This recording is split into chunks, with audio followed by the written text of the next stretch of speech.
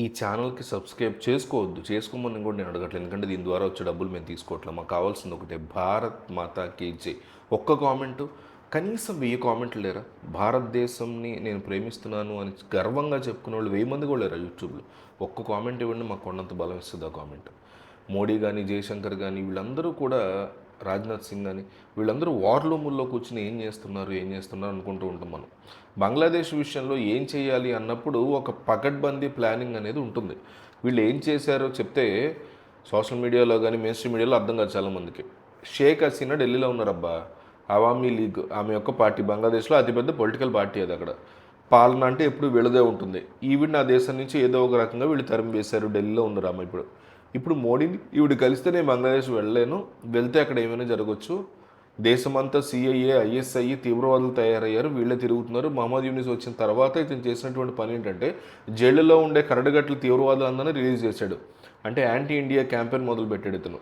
ఇప్పుడు నేను వెళ్ళలేను కదా, ఏం చేయాలి? అమ్మ నువ్వు వెళ్ళకపోయినా అక్కడ ఎవరున్నారు?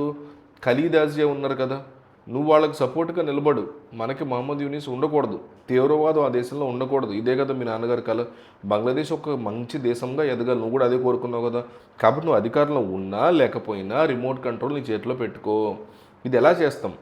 ఆవామీ లీగ్ యొక్క సపోర్ట్ మొత్తం కూడా బీఎన్పీ బద్ధ శత్రువులు వీళ్ళు. బంగ్లాదేశ్ నేషనలిస్ట్ పార్టీకి టోటల్గా సపోర్ట్.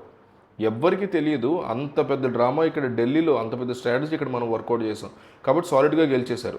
జమాతే ఇస్లామీ అంటారు కదా, వాళ్ళు అధికారంలోకి వస్తారని అందరూ ఎక్స్పెక్ట్ చేశారు.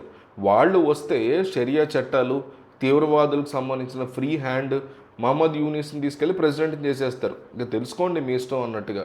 అంటే ఇంకో పాకిస్తాన్ని భారత్ పక్కన మనం తయారు చేస్తున్నాం అనేది వాళ్ళ ప్లాను. కానీ మన వ్యూహం ఎంత గొప్పగా ఉందంటే, అక్కడ ఒక డెమోక్రటిక్ ప్రాసెస్, బంగ్లాదేశ్లో యుద్ధం జరిగింది, సైలెంట్గా యుద్ధం జరిగింది. వాళ్ళకి సంబంధించి ఎన్నో దెబ్బలు కొట్టాం.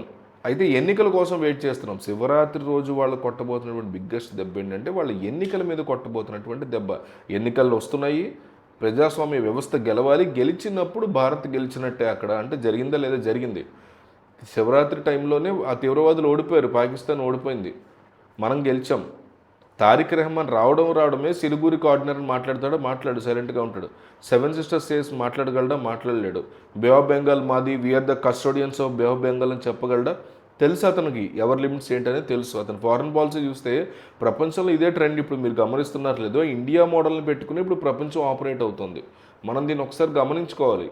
బంగ్లాదేశ్ ఫస్ట్ అంటున్నారు, ఇండియా ఫస్ట్ అంటున్నాం మనం. మేక్ ఇన్ ఇండియా, నువ్వు ఎంత గొప్పవాడినైనా సరే నా దేశంలోకి వచ్చి ఇక్కడ పెట్టుబడులు పెట్టు, నీకేం కావాలో చెప్పు ఇస్తాను, అంతేగాని ఎక్కడో ఉండి ఏదో మాయ చేస్తానంటే వద్దు. మా దగ్గరికి రా, ఢిల్లీకి రా, ఇక్కడ కూర్చొని మాట్లాడు అని ఆల్రెడీ ఒప్పందాలు జరుగుతున్నాయి. అట్లా బంగ్లాదేశ్ని కూడా మన కంట్రోల్లోకి తెచ్చుకునేలాగా శివరాత్రి రోజే ఈ స్ట్రాంగెస్ట్ డెసిషన్స్ తీసుకుంటున్నారు మన వాళ్ళు.